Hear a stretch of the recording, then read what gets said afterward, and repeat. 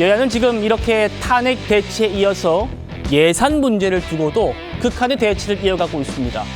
우원식 국회의장이요. 합의를 해오라면서 일단 초유의 그 야당 단독 예산안 상정에는 제동을 걸긴 했습니다. 같이 만나보시죠.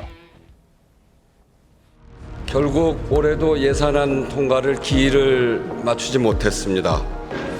매우 안타깝고 유감스럽습니다. 국민께 죄송하기도 합니다.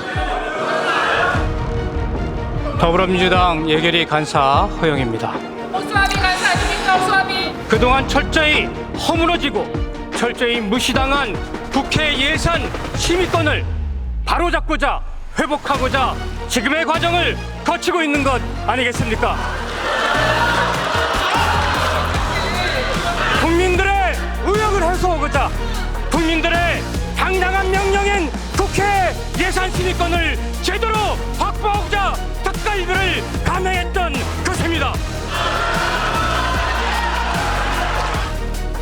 다음은 구자근 의원 나오셔서 발언해 주시기 바랍니다.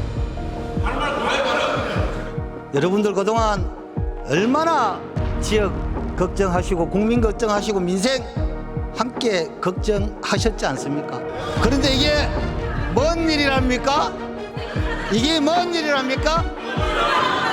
지금 대한민국 헌정사에 초유의 일이 또 새로운 역사가 민주당에 의해서 써지고 있습니다. 민주당 의원님 여러분들 부끄럽지 않습니까? 부끄럽죠? 왜? 범죄자 이재명 대표 방탄 위해서 하는 건 아닙니까? 그렇지 않습니까? 부끄럽지 않으세요?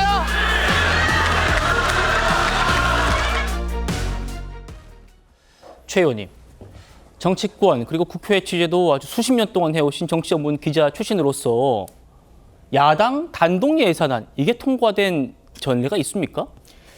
제 기억에는 없습니다. 왜 그게 통과가 안 되냐면 네. 사실은 야당이 감액한 예산을 통과시킨 거잖아요. 국회 예결위에서. 그렇죠. 그런데 그 국회에서 증액은 못 합니다.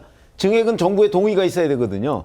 근데 사실은 야당으로서 이재명 대표가 약속한 여러 가지의 공약이나 이런 것들을 실천하기 위해서 증액해야 할 필요성이 있는 예산도 굉장히 많고요.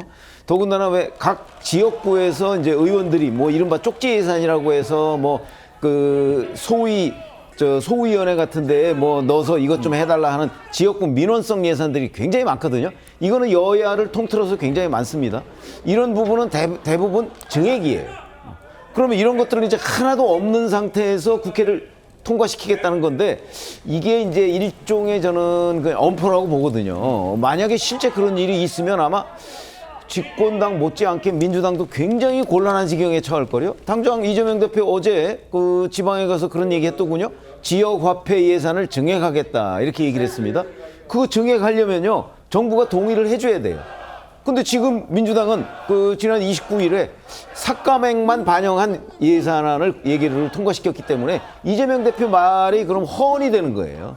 그렇기 때문에 민주당 스스로 이제 민주당의 행동과 이재명 대표의 약속이 지금 어긋나는 이런 상황을 초래하고 있다. 그래서 오늘 뭐 다행스럽게도 이제 10일까지 기한을 우원식 국회의장이 줬기 때문에 그때까지 또 협의할 여지가 좀 있기는 하지만 기본적으로 예산안은 그 여야가 협의해서 처리하는 게 원칙이고요. 네. 물론 12월 2일이라는 기한을 못 지킨 경우가 대부분이에요. 그렇긴 하지만 지금부터라도 우원식 국회의장의 요청대로 협상을 조금 더 해서 여당은 여당대로 반영할 내용이 있을 것이고 또 야당은 야당대로 자기네들이 뭐 삭감하고 또 자기들 요구를 주장할 부분이 있지 않겠습니까?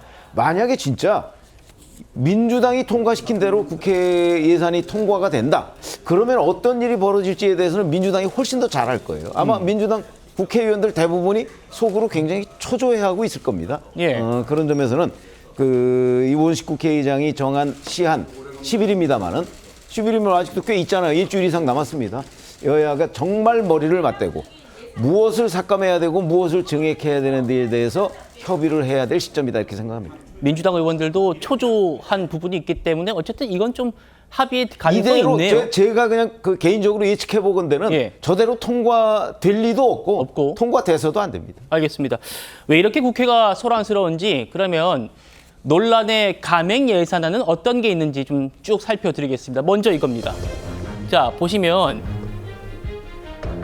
3대 사정기관이라고 하는 검찰, 감사원, 경찰의 특활비, 특경비를 지금 민주당이 전액 영원으로 만들어 놓았습니다. 자, 검찰 특활비 587억 영원됐고요. 감사원 60억 영원됐고요. 경찰 31억 영원됐습니다. 여기에 대해서 민주당 지도부가 이렇게 얘기를 하고 있습니다. 이재명 대표는 어디다 쓰는지도 모르는데 지금 살림 못하겠다는 것은 말이 안 되지 않느냐, 뭐 이렇게 얘기하고 있고요. 검찰에 쌈짓돈이 없다고 민생이 마비되느냐, 이렇게도 얘기를 하고 있는데요. 문재인 정부 때는 되려 검찰 특활비 이거 삭감하면 안 된다는 취지로 말했었습니다. 만나보시죠.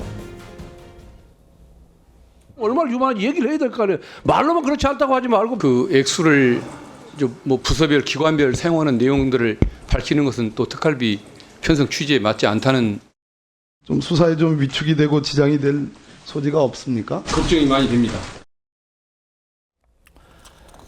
김진욱 대변인님. 자, 박균택 민주당 의원이 답변을 하고 있어요. 그러니까 뭐 좀 말이 달라진 거 아니냐. 어떻게 말씀 주시겠습니까? 저는 뭐 말이 달라졌다고 보이지는 않아요. 왜냐하면 기본적으로 민주당도 특활비나 특경비가 필요 없는 예산이다, 이렇게 얘기하고 있지 않습니다. 필요한 예산입니다. 그런데 필요한 예산이지만 저 예산이 어떻게 만들어진 겁니까? 국민의 혈세로 만들어진 거예요. 그렇다면 저 예산이 제대로 사용되고 있는지 여부를 국회가 확인해야 할 필요성이 있고, 그러기 위해서 자료를 제출하라고 요구했음에도 불구하고 지금 검찰, 경찰 이런 데에서 지금 특히 검찰에서 자료 제출 하나도 안 했습니다. 그리고 마치 민주당이 자료 제출 안 하고 확인이 안 되면 다 예산 삭감하겠다라고 하니까 제출한다고 했어요. 그런데 가져온 내용을 보니까 싹 다 지우고 무슨 내용의 그 돈을 어떤 식으로 어떤 방법으로 썼는지 확인할 수 없는 방식으로 가져오고서 이제 확인됐으니까 주십시오 했는데, 저희들이 보니까 이렇게 정말로 필요한 예산이라고 하는 그런 뭐 기밀 수사나 이런 데서 필요한 예산이라고 했던 예산들이 일부, 물론 일부겠습니다만 뭐 공기청정기 렌탈료, 휴대폰 그 사용료, 또 회식비, 막 이런 식으로 쌈짓돈처럼 사용된 예들도 상당히 있더라. 그렇다면 저희가 그동안 이렇게 사용한 부분들에 대해서 문제가 있는 부분은 자정하고 스스로 노력하는 부분 보여드릴 테니까 이번에 예산을 좀 책정해 주십시오, 이렇게 얘기를 해야 되는 거 아닙니까? 그런데 뭐 그 필요가 없는지 전혀 그런 모습을 안 보였다, 이런 말씀을 드리고, 지금 가장 크게 문제가 되는 건요, 뭐 마치 지금 이 특활비가 없으면 수사를 못하겠다, 뭐 못하는 거다, 이것이 민생에 문제가 있다, 이렇게 그 과도하게 공포 마케팅 하시는데 그렇지 않습니다. 지금 일반 부처에 뭐 예산 편성할 때 수사 지원비 다 포함되어 있습니다. 다만 지금 특활비처럼 일부 기밀을 요하는 부분에 저기 필요한 부분들, 이런 부분들이 있는 것도 사실입니다만, 이 부분에 대해서 저희한테 충분하게 야당을 설득하려고 노력하고 소명한다면 이 부분에 대해서 얼마든지 반영할 수 있다, 이 말씀을 누차 드려왔다라는 점 다시 한번 확인 말씀드립니다. 알겠습니다. 그러면 설명하면 다시 특활비, 특경비 복원시켜 주는 건가요? 어떻게 보십니까? 정확하게 설명하시면, 정확하게 설명하라? 네, 정확하게 설명하고 필요성에 대해서 저희도 인정할 부분은 인정한다, 이런 자세를 갖고 있으니까요. 충분하게 자료 제출하시고 설명하시면 민주당에서도 이 부분에 대해서 참작할 것이다, 이런 말씀드립니다.